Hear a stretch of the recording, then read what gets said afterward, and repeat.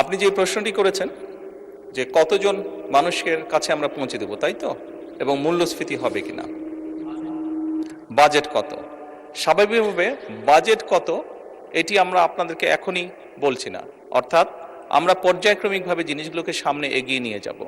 আমাদের এক একটি কৃষক কার্ড এবং এক একটি ফ্যামিলি কার্ডে আমরা রেখেছি কৃষক কার্ড যারা পাবেন সেই সকল কৃষক 2,500 টাকা পাবেন বছরে, এবং ফ্যামিলি কার্ডে যারা পাবেন তারা সে সকল নারী প্রতি মাসে 2,500 টাকা পাবেন।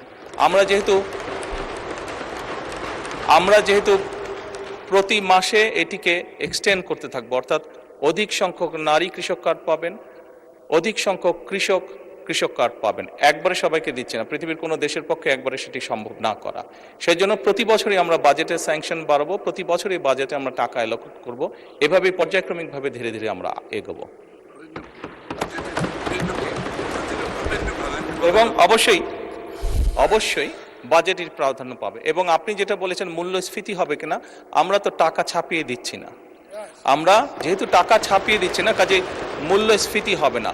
বরং আমরা মনে করি এই টাকাগুলো যখন মার্কেটে যাবে, যারা কৃষক কার্ড পাচ্ছেন সেই সকল কৃষক, যারা প্রান্তিক পর্যায়ে নারীরা যারা পাচ্ছেন টাকা, নিশ্চয়ই তারা সিঙ্গাপুর বা বিভিন্ন দেশে টাকা পাচার করবেন না। সেই টাকা লোকাল অর্থনীতিতেই তারা খরচ করবেন, এবং একজন নারী স্বাভাবিকভাবে সেটি তার সন্তানের লেখাপড়ার পিছে খরচ করবেন, অথবা সেটি তার সন্তান বা পরিবারকে একটু ভালো খাবারের ব্যবস্থা করবেন, অথবা তিনি লোকালি কোনো ছোট ব্যবসা প্রতিষ্ঠান গড়ে তুলবেন। ফলে যেটা হচ্ছে, যেই টাকাটা সরকারের কাছ থেকে তার কাছে যাচ্ছে সেই টাকাটা লোকাল ইকোনমিকে শক্তিশালী করছে, লোকাল ইকোনমিতে সেটি রোটেট করছে। যেমন একজন নারী যখন সেই টাকাটি পাবেন, উনি যদি একটি মুদির দোকানে গিয়ে সদাই করেন, এরকম উনার আশেপাশে যারা সেটি পাবেন, আরও যে সকল পরিবার, আরও যে সকল নারী পাবেন, তারা সকলে যখন ওই মুদির দোকানে যাবেন, স্বাভাবিক সেই মুদির দোকানের সেল বাড়বে।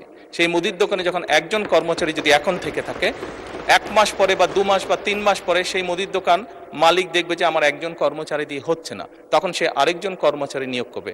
ফলে কি দাঁড়াচ্ছে, কর্মসংস্থান হচ্ছে, এবং সেই কর্মচারী 2 জন বেতন পাবে, তারাও গিয়ে গামছা কিনবে, লুঙ্গি কিনবে, অথবা তার সন্তানের জন্য চিপস কিনবে, অথবা একটা ছোট্ট ফ্রক কিনবে তার মেয়ের জন্য। ফলে লোকাল ইকোনমি আস্তে আস্তে স্ট্রেনদেন হবে, লোকাল ইকোনমি আস্তে আস্তে বড় হবে।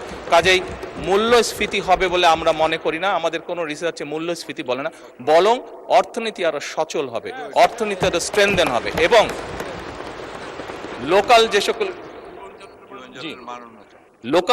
যে সকল ইন্ডাস্ট্রি আছে, বাংলাদেশের শতকরা 70 থেকে 80% মানুষ যে সকল প্রোডাক্ট কনজিউম করে সেগুলো লোকাল ইন্ডাস্ট্রি প্রোডাক্ট কনজিউম করে।